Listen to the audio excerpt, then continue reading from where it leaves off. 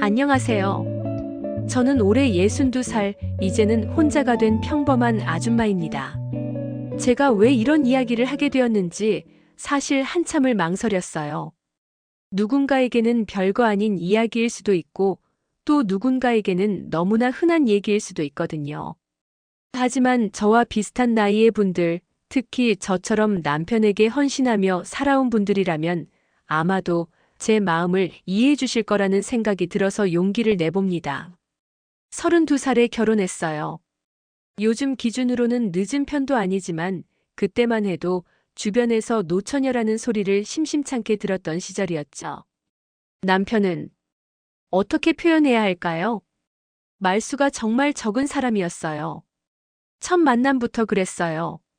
소개팅 자리에서 1시간 내내 앉아 있는데 제대로 된 대화를 나눈 게 10마디도 안 됐을 거예요. 그런데 묘하게도 그 침묵이 불편하지만은 않았어요. 요란하게 자기 자랑을 늘어놓거나 과장된 유머로 분위기를 띄우려는 남자들과는 달랐거든요. 그냥 조용히 제 이야기를 들어주고 가끔씩 고개를 끄덕이며 그랬구나, 힘들었겠네 하는 짧은 맞장구를 치는 게 전부였지만 오히려 그게 진실하게 느껴졌어요. 결혼을 결심한 건 그의 책임감 때문이었어요. 무뚝뚝하고 표현은 서툴렀지만 약속은 반드시 지키는 사람이었거든요. 데이트 때도 항상 정시에 나타났고 제가 아프다고 하면 말없이 약국에서 약을 사와서 문 앞에 놓아두곤 했어요. 사랑한다는 말은 한 번도 들어본 적이 없었지만 그의 행동 하나하나에서 진심을 느낄 수 있었어요. 신혼 초기에는 그 침묵이 답답하기도 했어요. 신혼여행에서도 둘이 나란히 앉아 있는데 각자 창밖만 바라보고 있는 시간이 더 많았거든요. 친구들은 신혼 얘기를 물어볼 때마다 남편이 이런 말을 해서 웃겼다, 그런 깜짝 이벤트를 해줬다 하는 달콤한 이야기들을 쏟아내는데 저는 할 말이 없었어요. 하지만 아이들이 태어나면서 남편의 진가를 알게 됐어요. 처사이 출산할 때 진통이 하루 종일 계속됐는데 남편은 병원 복도 의자에서 꼬박 밤을 새웠어요. 간호사가 집에 가서 쉬다가 오시라고 해도 아니에요. 여기 있을게요라며 꿈쩍도 하지 않았죠.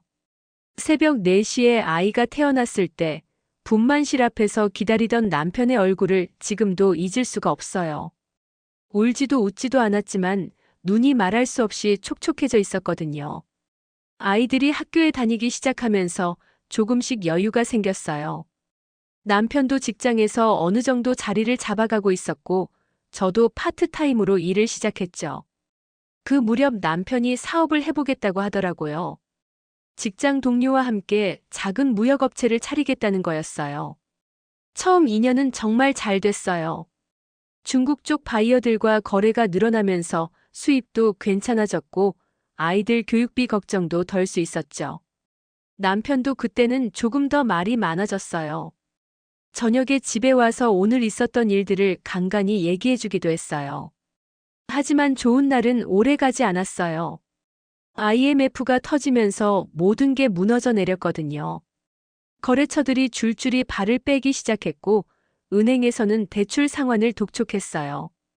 결국 사업을 정리할 수밖에 없었어요.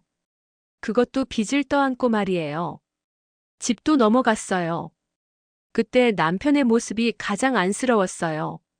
원래도 말이 없던 사람인데 더욱 조용해졌어요. 식사할 때도 거의 입을 열지 않았고 TV를 보면서도 멍하니 있는 시간이 많았어요. 가끔 담배를 피우러 베란다에 나가서는 한참을 서 있곤 했는데 뒷모습이 얼마나 초라해 보이던지. 저는 그때 결심했어요. 이 사람을 다시 일으켜 세워야겠다고. 남편이 자책감에 빠져 있는 동안 저라도 단단해져야 한다고 생각했거든요. 파트타임 일을 풀타임으로 늘렸고 집에서 할 수 있는 부업도 시작했어요. 아이들에게는 아빠가 지금 힘들어 하시니까 우리가 조금만 참자라고 말했어요. 힘든 시기였지만 그때가 우리 가족이 가장 하나 됐던 때인 것 같기도 해요. 다들 허리띠를 졸라매고 살림을 꾸려나갔거든요. 남편도 결국 다시 취직에 성공했고 비록 전보다는 월급이 적었지만 안정적인 수입이 생겼어요. 그렇게 또 10년이 흘렀어요. 아이들은 어느새 대학을 졸업하고 사회에 나갔고 결혼도 했어요. 이제 남편과 저 둘만 남게 됐죠. 처음에는 어색했어요. 30년을 함께 살았는데도 둘만 있으니까 뭔가 어색하더라고요. 하지만 나름 괜찮았어요. 아침에 남편이 출근하고 나면 저만의 시간을 즐겼고, 저녁에는 둘이 조용히 TV를 보거나 각자 책을 읽으며 시간을 보냈어요. 주말에는 가끔 등산도 가고 문화센터 강의도 함께 들었어요. 은퇴를 몇 년 앞두고는 노후 계획도 세우기 시작했어요. 시골에 작은 집 한 채를 마련해서 텃밭이라도 가꾸며 살면 어떨까 하는 꿈도 꿨고요. 남편도 그것도 좋겠네라며 드물게 적극적인 반응을 보였어요. 그때까지만 해도 저는 우리가 이런 평범하고 조용한 노후를 함께 보낼 거라고 믿어 의심치 않았어요. 30년을 함께 살아온 부부니까 이제 남은 시간도 당연히 함께 할 거라고 생각했죠. 그런데 운명이라는 게 정말 한순간에 모든 걸 바꿔놓더니다. 작년 가을이었어요. 남편이 요즘 좀 이상하다고 하더라고요. 평소에 몸이 아파도 내색 안 하던 사람이 먼저 말을 꺼낸 거니까 저도 심상치 않다는 생각이 들었어요. 어떻게 이상한데? 잘 모르겠어. 그냥 몸이 무겁고 밥맛도 없고 보니까 정말 살이 빠져 있더라고요. 원래도 마른 편이었는데 옷이 헐렁해 보일 정도로 야위어 있었어요. 그동안 제가 왜 못 봤나 싶을 정도로요. 아마 매일 보다 보니까 변화를 못 느꼈나 봐요. 병원에 가봐야겠어. 에이, 괜찮을 거야. 좀 피곤해서 그런 거 아닐까? 하지만 며칠이 지나도 나아지지 않았어요. 오히려 더 안 좋아 보였죠. 아침에 일어날 때도 힘들어하고 저녁에 집에 와서는 소파에 누워있는 시간이 늘어났어요. 결국 제가 강하게 밀어붙여서 종합병원에 가게 됐어요. 검사하는 동안 정말 불안했어요. 남편은 별거 아닐 거야라고 했지만 저는 왠지 좋지 않은 예감이 들었거든요. 의사가 이것저것 많은 검사를 하자고 하는 걸 보니까 더욱 그랬고요. 일주일 후에 결과를 들으러 갔어요. 의사는 저희 부부를 따로 상담실에 불렀어요. 그 순간 가슴이 철렁 내려앉았어요. 좋은 소식이라면 굳이 따로 부르지 않았을 테니까요. 췌장암입니다. 의사의 첫마디에 머리가 하얘졌어요. 남편은 표정 변화가 없었지만 주먹을 꽉 쥐고 있는 게 보였어요. 말기입니다. 이미 다른 장기로 전이가 진행된 상태예요. 그 다음 말들은 제대로 들리지 않았어요. 수술은 불가능하고 항암 치료를 해도 시간을 조금 늘릴 수 있을 뿐이고 길어야 6개월에서 1년. 그런 말들이 뒤섞여서 들렸어요. 병원에서 나와서도 한참을 말이 없었어요. 남편이 먼저 입을 열었어요. 미안해. 왜 미안해? 당신 잘못이 아니잖아. 그래도 미안해. 그날 밤 잠을 못 잤어요. 남편은 평소처럼 코를 골며 자고 있었는데 저는 천장만 바라보고 있었어요. 머릿속이 너무 복잡했어요. 앞으로 어떻게 해야 할지, 아이들에게는 언제 말해야 할지, 병원비는 어떻게 마련할지. 다음 날부터 본격적인 투병 생활이 시작됐어요. 항암 치료 스케줄을 잡고 간병에 필요한 것들을 준비했어요. 저는 직장에 휴직계를 냈고 남편도 회사에 사정을 말하고 병가를 냈어요. 처음에는 남편도 치료에 적극적이었어요. 힘들어도 꿋꿋하게 항암 치료를 받았고 제가 차려준 음식도 억지로라도 먹으려고 노력했어요. 저도 인터넷으로 암에 좋다는 음식들을 찾아보고 영양제도 사다 주고 나름대로 최선을 다했어요. 그런데 치료를 시작한 지 한 달쯤 지났을 때부터 남편이 달라지기 시작했어요. 말수가 더욱 줄어들었고 표정도 어두워졌어요. 치료받는 것도 귀찮아하기 시작했고요. 오늘 병원 가야지. 꼭 가야 해. 당연히 가야지. 치료받아야지. 이런 식으로 매번 실랑이를 벌여야 했어요. 처음에는 항암 치료 부작용 때문에 그런 거라고 생각했어요. 실제로 많이 힘들어했거든요. 구토도 심했고 머리카락도 빠지기 시작했고 하루 종일 침대에 누워있는 날이 많아졌어요. 하지만 시간이 지날수록 뭔가 다른 것 같았어요. 단순히 몸이 아픈 것 이상으로 마음의 문을 닫아버린 느낌이었어요.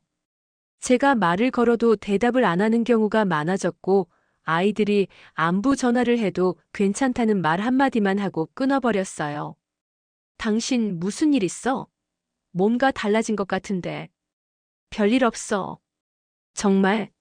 나한테 할 말 없어? 남편의 침묵은 점점 더 깊어져만 갔어요. 그 무렵 남편이 혼자 어디 나가는 일이 많아졌어요. 산책한다고 하면서 한두 시간씩 집을 비웠는데 돌아와서도 어디 갔다 왔는지 말하지 않았어요. 어느 날은 휴대폰을 보고 있다가 급하게 화면을 끄는 걸 봤어요. 예전 같으면 별 생각 없이 넘어갔을 텐데 그때는 왠지 신경이 쓰였어요. 혹시 뭔가 숨기는 게 있나 싶어서요. 누구한테 연락 왔어? 아니야, 스팸 문자. 스팸 문자를 그렇게 오래 봐? 의심하기 시작하니까 모든 게 의심스러워 보였어요. 왜 이렇게 말을 안 하는지, 왜 자꾸 혼자 나가려고 하는지, 왜 휴대폰을 그렇게 신경 쓰는지. 그런데 정말 충격적인 일이 벌어졌어요. 어느 날 남편이 갑자기 이런 말을 하더라고요. 입원하지 않을 거야. 뭐라고? 무슨 소리야? 더 이상 치료받지 않겠어. 당신 정신 나갔어? 치료받아야 조금이라도 더 살 수 있다고 의사가 그랬잖아.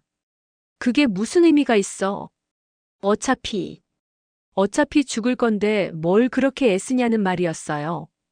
저는 정말 화가 났어요.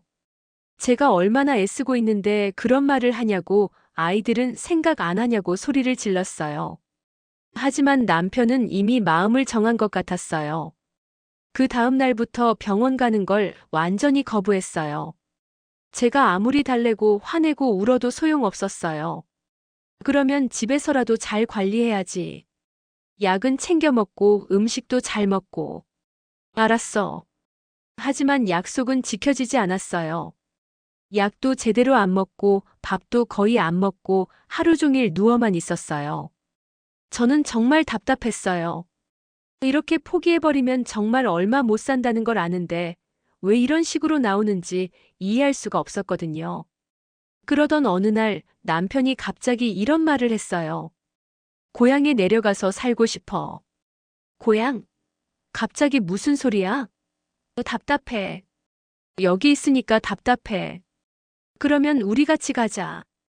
내가 모실게. 아니야. 혼자 가고 싶어. 혼자 가겠다는 말에 정말 놀랐어요. 아픈 사람이 혼자 어떻게 살겠다는 건지, 누가 돌볼 건지. 아무리 말려도 소용없었어요. 오히려 더 강하게 나왔어요. 제발 혼자 좀 있게 해줘. 그 말을 들으니까 가슴이 정말 아팠어요. 30년을 함께 산 아내에게 혼자 있고 싶다고 하다니.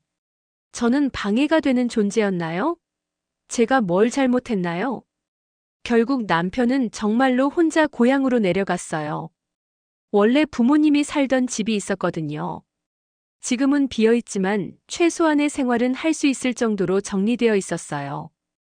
떠나는 날 남편은 별다른 말 없이 가방 하나만 챙겨서 나갔어요.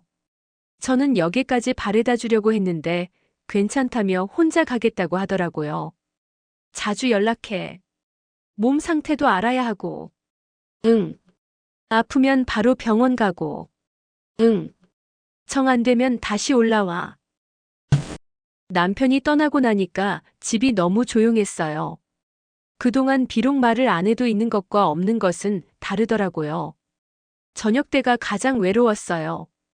혼자 밥을 차려 먹으려고 하니까 입맛이 없었어요. 처음 며칠은 하루에 한 번씩 안부 전화를 했어요. 남편도 받았고 괜찮다 잘 지낸다 정도의 짧은 대답이었지만 그래도 목소리를 들을 수 있어서 다행이었어요. 그런데 일주일이 지나고 2주일이 지나면서 연락이 점점 뜸해졌어요. 제가 전화를 해도 안 받는 경우가 많아졌고 받아도 괜찮다는 말만 하고 금세 끊어버렸어요. 불안해지기 시작했어요. 혹시 몸이 더 안 좋아진 건 아닌지, 혼자서 제대로 챙겨 먹기나 하는지, 약은 먹고 있는지. 궁금한 게 너무 많았지만 물어볼 수가 없었어요. 한 달이 지났을 때 저는 결심했어요. 직접 가서 확인해 보겠다고. 아무리 혼자 있고 싶다고 해도 아픈 사람을 그냥 내버려 둘 수는 없잖아요. 30년을 함께 산 아내로서 마지막까지 제 역할은 해야 한다고 생각했어요. 고향까지는 버스로 3시간 걸렸어요. 가는 내내 남편이 어떤 상태일지 걱정됐어요. 많이 야위었을 텐데 혹시 쓰러져 있는 건 아닐까? 이런저런 생각을 하다 보니 어느새 도착했어요. 마을은 정말 조용했어요. 예전에 시부모님 살아계실 때 몇 번 와봤지만 그때보다 더 한적해 보였어요. 젊은 사람들은 다 도시로 나가고 나이 든 분들만 남아있는 전형적인 시골 마을이었어요. 남편이 있는 집까지는 마을 어귀에서 10분 정도 걸어야 했어요. 가면서도 계속 생각했어요. 남편이 저를 보고 뭐라고 할까, 반가워할까, 아니면 왜 왔냐고 화를 낼까. 집 앞에 도착했는데 대문이 열려 있었어요. 안에서 사람 목소리가 들렸어요. 남편 목소리와 여자 목소리가. 그 순간 온몸이 굳어버렸어요. 처음에는 제가 잘못 들은 줄 알았어요. 아니면 이웃집 아주머니가 안부 차들렀나 싶기도 하고. 하지만 가까이 다가갈수록 확실해졌어요. 남편과 어떤 여자가 대화를 나누고 있었어요. 많이 좋아진 것 같은데? 응, 여기 와서 마음이 편해졌어. 여자 목소리는 낯설었지만 뭔가 친숙한 느낌이었어요. 그리고 남편 목소리는 제가 오랫동안 듣지 못했던 따뜻함이 담겨 있었어요. 문 앞에서 한참을 서 있었어요. 들어가야 하나, 그냥 돌아가야 하나? 머릿속이 하얘졌어요. 그런데 안에서 웃음소리가 들렸어요. 남편이 웃고 있었어요. 정말 오랜만에 듣는 남편의 웃음소리였어요. 용기를 내서 문을 두드렸어요. 누구세요? 여자 목소리였어요. 잠시 후 문이 열렸는데 50대 후반쯤 되어 보이는 여자가 나왔어요. 단정하게 옷을 입고 화장도 연하게 한 모습이었어요. 저를 보더니 당황하는 기색이 역력했어요. 혹시, 저는 이 집 며느리입니다. 남편 보러 왔어요. 그 말을 들은 여자의 얼굴이 하얗게 질렸어요. 그리고 뒤에서 남편이 나타났어요. 남편도 저를 보고는 완전히 얼어붙은 표정이 됐어요. 당신, 왜 여기까지? 내가 왜 못 와? 남편이 아픈데 아내가 와서 안 될 이유라도 있어? 남편은 아무 말도 못했어요. 그 여자도 마찬가지였고요. 어색한 침묵이 흘렀어요. 들어가서 얘기하자. 결국 세 사람이 거실에 앉았어요. 정말 기묘한 상황이었어요. 제가 먼저 입을 열었어요. 이분은 누구세요? 저는 김영이라고 합니다. 김영이. 어디서 들어본 이름 같았는데 기억이 나지 않았어요. 남편하고는 어떤 사이신가요? 그게. 여자는 말을 잇지 못했어요. 남편을 쳐다봤지만 남편도 고개를 숙이고 있었어요. 그때 갑자기 기억이 났어요. 김영희. 남편이 예전 직장에서 같이 일했던 동료였어요. 사업할 때 잠깐 언급했던 적이 있었거든요. 혹시 남편 옛날 직장 동료분이세요? 네. 맞습니다. 그렇다면 왜 여기 있는 걸까요? 갑자기 머릿속이 복잡해졌어요. 뭔가 단순하지 않은 상황이라는 게 느껴졌어요. 그런데 어떻게 여기까지? 영희야, 그만 가봐. 남편이 처음으로 입을 열었어요. 그 여자를 영희라고 부르는 게 귀에 거슬렸어요. 언제부터 그렇게 친하게 지냈던 걸까요? 하지만, 괜찮아. 나 혼자 있을게. 김영이라는 여자는 걱정스러운 표정으로 남편을 바라보다가 일어났어요. 그럼 내일 다시 올게. 아니야. 당분간 오지 마. 하지만 당신 혼자서. 괜찮다고. 대화를 듣고 있으니까 가슴이 답답해졌어요. 저는 아픈 남편을 두고 서울에서 걱정만 하고 있는데 이 여자는 여기서 남편을 돌보고 있었던 거예요. 김영희가 나간 후 남편과 단둘이 남았어요. 한참을 말 없이 앉아 있었어요. 설명해봐. 뭘? 그 사람 누군지, 여기서 뭐 하는 건지. 옛날 직장 동료야. 그냥이 뭐야? 아픈 사람 혼자 있고 싶다면서 왜 그 사람은 여기 있는 거야? 남편은 대답하지 않았어요. 하지만 그 침묵 자체가 답이었어요. 뭔가 숨기고 있다는 게 확실했어요. 당신 나한테 숨기는 게 있지? 그 사람과 어떤 사이야? 답답해서 미칠 것 같았어요. 30년을 함께 살면서 이렇게 답답한 적이 없었어요. 그때 테이블 위에 놓인 컵 2개가 눈에 들어왔어요.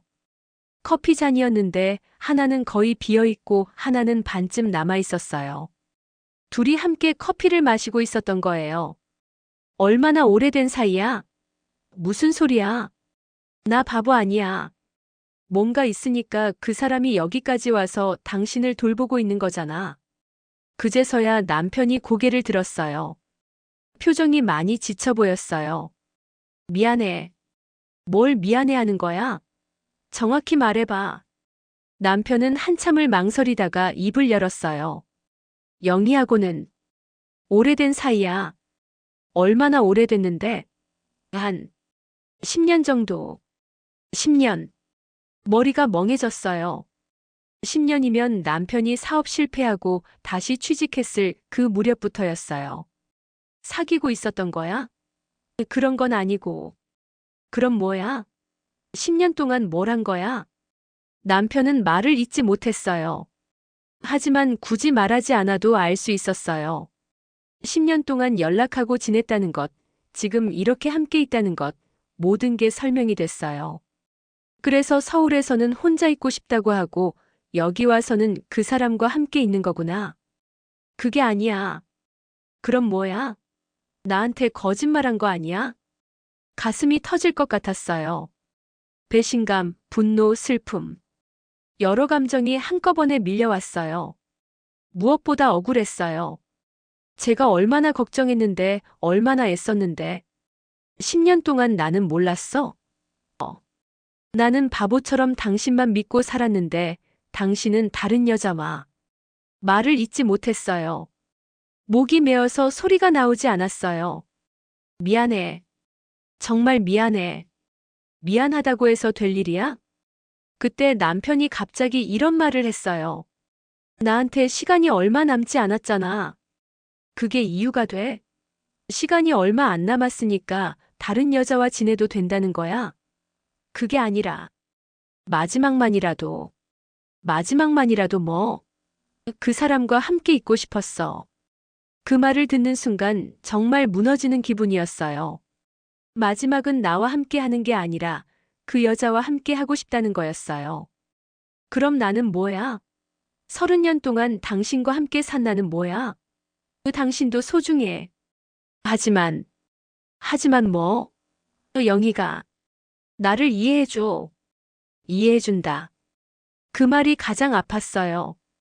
그럼 저는 남편을 이해하지 못했다는 뜻인가요? 30년 동안 함께 살면서도 남편을 제대로 이해하지 못했다는 건가요?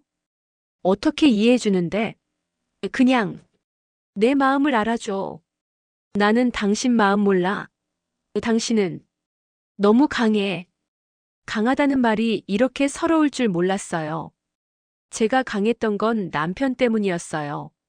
남편이 힘들어할 때 저라도 강해야 한다고 생각했거든요. 그런데 그게 남편에게는 부담이었던 걸까요? 영희는 나약한 나를 받아줘. 나는 안 받아줬다는 거야? 받아주기는 했지만 다르잖아. 다르다는 게 무슨 뜻인지 알 것 같았어요. 제가 남편을 받아준 건 의무감 때문이었고 그 여자가 받아주는 건 사랑 때문이라는 뜻이었어요. 그 사람을 사랑해? 대답해봐. 그 사람을 사랑하는 거야? 미안해. 미안하다는 말이 답이었어요. 남편은 그 여자를 사랑하고 있었어요. 10년 동안 어쩌면 더 오래. 언제부터였어? 회사 다닐 때부터. 그러면 거의 15년은 된다는 얘기였어요. 남편이 사업 실패하고 힘들어할 때, 제가 온갖 고생을 하며 남편을 뒷바라지할 때 이미 그 여자가 있었던 거예요. 왜 그때 말하지 않았어? 왜 이제 와서? 아이들도 있었고, 당신도 있었고. 그래서 날 속인 거야? 속인 게 아니라. 그럼 뭐야? 15년 동안 거짓말로 산 거 아니야? 남편은 아무 말도 하지 못했어요. 저도 더 이상 할 말이 없었어요. 모든 게 명확해졌거든요. 남편에게 저는 의무였고 그 여자는 사랑이었어요. 실제로 남편에게서 들은 이야기는 더 복잡했어요. 그 여자도 이혼한 후 혼자 살고 있었고 남편이 사업 실패로 힘들어할 때 서로 위로해주다가 가까워졌다고 했어요. 처음에는 단순히 친구 관계였지만 시간이 지나면서 서로에게 의지하게 됐다고 하더라고요. 처음엔 정말 친구였어. 그런데 시간이 지나면서 15년 동안 나는 뭐였어? 당신은 내 가족이었어. 하지만 영희는 뭐? 마음을 털어놓을 수 있는 사람이었어. 마음을 털어놓을 수 있는 사람. 그럼 저에게는 마음을 털어놓지 못했다는 말인가요? 30년을 함께 살면서도 진짜 속마음은 다른 여자에게만 털어놓았다는 건가요? 내가 당신 마음 몰라줬어? 몰라준 건 아니야. 하지만 당신한테는 약한 모습을 보이기 싫었어. 왜? 당신이 실망할까봐. 정말 어이없었어요. 실망할까봐 거짓말을 했다는 거였어요. 그러면서 다른 여자에게는 진짜 모습을 보여줬다고요. 그럼 지금 당신 진짜 모습은 뭐야? 나한테 거짓말하는 게 진짜야? 아니면 그 여자 앞에서 약한 척하는 게 진짜야? 남편은 대답하지 못했어요. 어쩌면 본인도 뭐가 진짜인지 모르는 것 같았어요. 알겠어. 당신 마음은 알겠어. 그럼. 하지만 나도 할 말이 있어. 15년 동안 속고 산 기분이 어떤지 알아? 바보처럼 당신만 믿고 살았는데. 일어서려는데 다리에 힘이 없었어요. 온몸이 떨렸어요. 어디가? 서울로 돌아가. 혼자 가려고. 당신이 혼자 있고 싶다고 했잖아. 그런데 정작 혼자가 아니었네. 그 사람과 함께 있고 싶었던 거지. 밖으로 나왔는데 어디로 가야 할지 모르겠었어요. 버스 시간도 확인해야 하고 그 전에 어디선가 시간을 보내야 했어요. 마을에 작은 카페가 하나 있어서 들어갔어요. 카페에 혼자 앉아서 커피를 마시면서 눈물이 났어요. 30년이라는 세월이 무너져 내리는 기분이었어요. 그동안 제가 뭘 위해 살았나 싶었어요. 무엇보다 화가 난 건 마지막까지 거짓말을 했다는 거였어요. 혼자 있고 싶다고 하면서 실제로는 그 여자와 함께 있었다니. 그럼 저는 정말 방해되는 존재였던 걸까요? 버스 시간이 돼서 터미널로 갔어요. 버스에 오르면서 한 번 더 그 집 방향을 바라봤어요. 저 안에서 남편과 그 여자가 어떤 얘기를 하고 있을까요? 제가 떠난 걸 다행스러워하고 있을까요? 서울로 돌아오는 내내 복잡한 생각에 잠겼어요. 앞으로 어떻게 해야 할지, 아이들에게는 뭐라고 해야 할지. 모든 게 막막했어요. 집에 돌아와서도 한동안 멍하니 있었어요. 너무 많은 일이 하루 만에 벌어져서 정신을 차릴 수가 없었거든요. 30년 동안 믿고 살았던 모든 게 한순간에 무너져 내린 기분이었어요. 그날 밤 아이들에게 전화가 왔어요. 첫째 딸이었어요. 엄마, 아빠는 어떠세요? 요즘 연락이 잘 안 되던데. 응. 그냥 조용히 지내고 있어. 거짓말이었어요. 정확히는 반은 거짓말이고 반은 진실이었죠. 남편이 혼자 있고 싶다고 한 건 맞지만 실제로는 그 여자와 함께 있었으니까요. 다음 날부터 정말 이상한 시간이 시작됐어요. 남편과 연락도 안 하고 그렇다고 완전히 포기할 수도 없고 그냥 기다리는 시간이었어요. 무엇을 기다리는지도 모르면서요. 한 달쯤 지났을 때 남편에게서 문자가 왔어요. 미안하다는 짧은 문자였어요. 저는 답장하지 않았어요. 미안하다고 해서 달라지는 건 없으니까요. 그 후로도 가끔씩 남편에게서 연락이 왔어요. 안부를 묻는 문자나 전화였는데 저는 받지 않았어요. 받아봤자 더 상처만 받을 것 같았거든요. 봄이 되었을 무렵 갑자기 아들에게서 전화가 왔어요. 엄마 아빠가 많이 안 좋다고 하시는데 결국 다시 그곳에 가게 됐어요. 이번에는 아이들도 함께해요. 남편의 상태는 정말 심각했어요. 2달 전에 봤을 때보다 훨씬 야위어 있었고 말하는 것도 힘들어했어요. 그 여자는 보이지 않았어요. 남편이 가라고 했다더라고요. 자신이 죽어가는 모습을 보여주고 싶지 않다고요. 며칠 더 그곳에 머물면서 남편을 돌봤어요. 아이들도 와서 며칠 동안 함께 있었어요. 그 시간만큼은 정말 평범한 가족이었어요. 남편이 돌아가신 건 5월 중순이었어요. 아이들과 제가 모두 지켜보는 가운데 조용히 눈을 감았어요. 마지막 말은 미안하다였어요. 장례를 치르는 동안 정말 복잡한 마음이었어요. 30년을 함께 산 남편이지만 마지막 몇 년은 거짓말 속에서 살았다는 생각이 들어서요. 그런데 장례식 둘째 날 김영희가 왔어요. 조문객들 틈에 섞여서 조용히 절을 하고 가려고 하더라고요. 그 모습을 보고 있으니 뭔가 복잡한 기분이었어요. 화가 날 법도 한데 이상하게 화는 나지 않았어요. 오히려 안쓰러워 보였어요. 그 사람도 나름대로 사랑했던 사람을 떠나보내는 거니까요. 죄송합니다. 김영희가 저에게 다가와서 말했어요. 눈이 많이 부어 있었어요. 괜찮아요. 이제 다 끝난 일이에요. 그게 마지막이었어요. 장례를 다 치르고 나니까 정말 모든 게 끝났다는 느낌이 들었어요. 30년의 결혼 생활이 끝났고 남편과의 모든 감정도 정리된 것 같았어요. 49제를 치르고 나서는 정말로 새로운 마음으로 살기 시작했어요. 그동안 미뤄뒀던 일들을 하나씩 해보기 시작했거든요. 먼저 여행을 갔어요. 남편과 함께 가려고 했던 제주도에 혼자 갔어요. 처음에는 혼자 여행하는 게 어색했는데 막상 해보니까 나쁘지 않더라고요. 여행에서 돌아와서는 평소에 하고 싶었던 일들을 시작했어요. 요가도 배우고 그림도 그리고 독서 모임에도 가입했어요. 특히 독서 모임에서 만난 분들과 이야기하면서 많은 걸 깨달았어요. 다들 비슷한 경험들을 하고 살아왔더라고요. 남편을 위해, 자식을 위해 자신을 희생하며 살아온 분들이 대부분이었어요. 그분들과 이야기하면서 제가 특별히 불행한 게 아니라는 걸 알았어요. 어쩌면 우리 세대 여성들의 공통된 경험인 것 같았어요. 그러다가 어느 날 깨달았어요. 남편과의 30년이 완전히 헛된 시간은 아니었다는 걸요. 물론 마지막 15년은 거짓말이 섞여 있었지만 그렇다고 해서 모든 게 가짜는 아니었어요. 아이들을 함께 키우고 어려운 시기를 함께 버텨내고 소소한 일상을 공유했던 시간들은 진짜였어요. 남편이 다른 여자를 사랑했다고 해서 저와의 시간이 모두 무의미해지는 건 아니었거든요. 1년이 지난 지금 저는 나름대로 잘 살고 있어요. 혼자 사는 게 외롭긴 하지만 30년 동안 누군가를 위해 살다가 이제는 온전히 저만을 위해 사는 시간이 소중해요. 가끔 남편 생각이 날 때도 있어요. 미워하거나 원망하는 건 아니고 그냥 그런 사람이었구나 하는 마음이에요. 완벽하지 않은 사람, 나약한 사람, 그래서 거짓말을 할 수밖에 없었던 사람.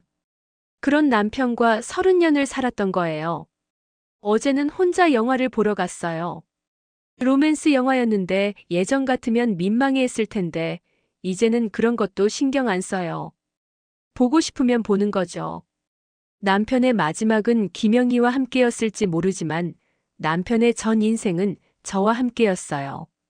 아이들을 낳고 기르고 기쁨과 슬픔을 나누고 평범한 일상을 공유했던 30년. 그건 아무도 빼앗을 수 없는 저의 시간이에요. 그리고 이제부터의 시간은 온전히 제 것입니다. 누구를 위해서가 아닌 오직 저를 위해서 살아가는 시간이에요. 그게 바로 제가 남편에게서 받은 마지막 선물일지도 모르겠어요. 자유. 내일은 독서 모임에서 만난 언니들과 함께 부산 여행을 갈 예정이에요.